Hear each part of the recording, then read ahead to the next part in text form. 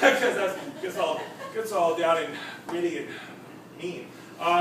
So, again, I don't know if I mentioned this, but as I don't know if poets have the same kind of experience, but as a fiction writer, when you're trying to put together a collection, the questions always come up. Well, how are you going to sell it?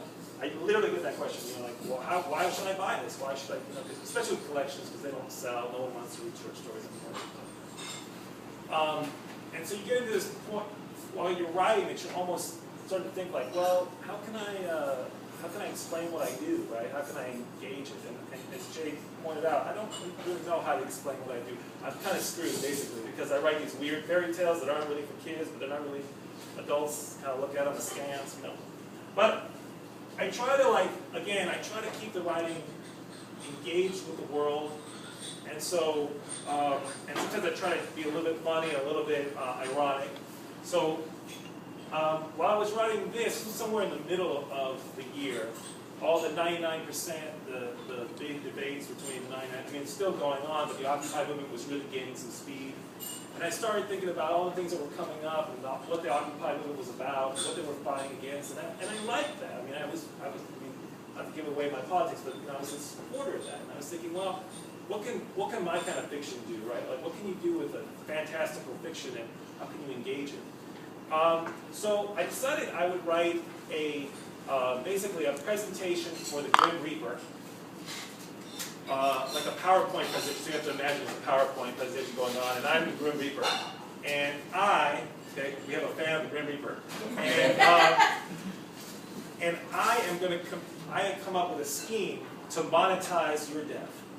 So that's because it's all about monetizing things, right? That's what the Occupy movement's fighting against. And now you can imagine the Grim Reaper saying, "Hey, all you stock market guys, you tech guys, making $1 million bucks, why not we do that with some death?"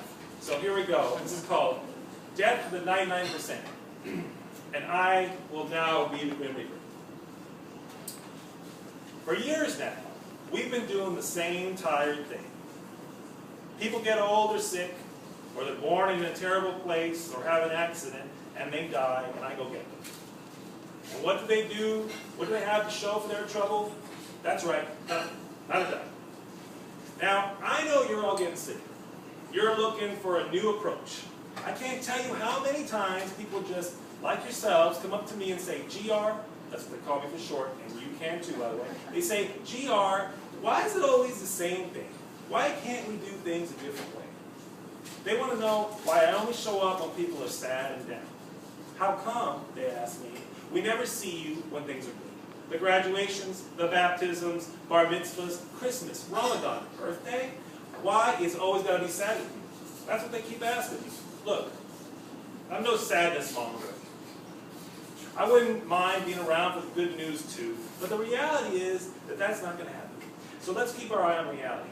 Death is not great. I'll be the first to admit it.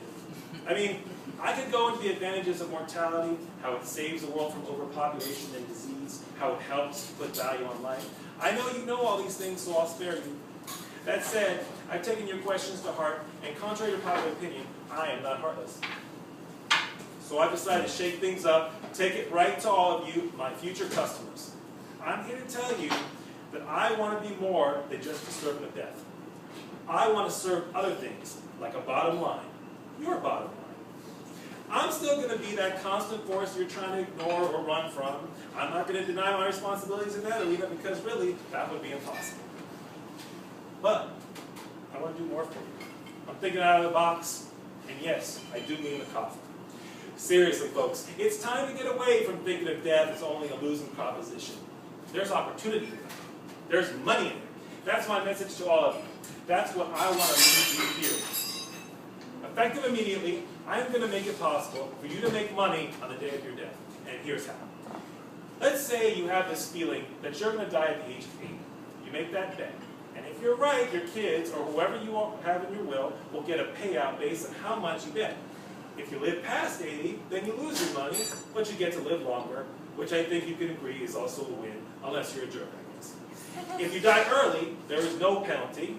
You don't win the bet, but your family will receive the original amount of the wager as a consolation. It's that simple. Look, I understand the doubts, and the naysayers.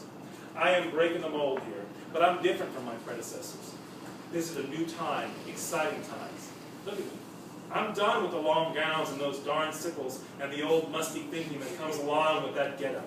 Have you ever tried to drink a latte trying to hold a sickle? Those things are dangerous. So yes, you can believe it. I'm all about the new. Look at my car.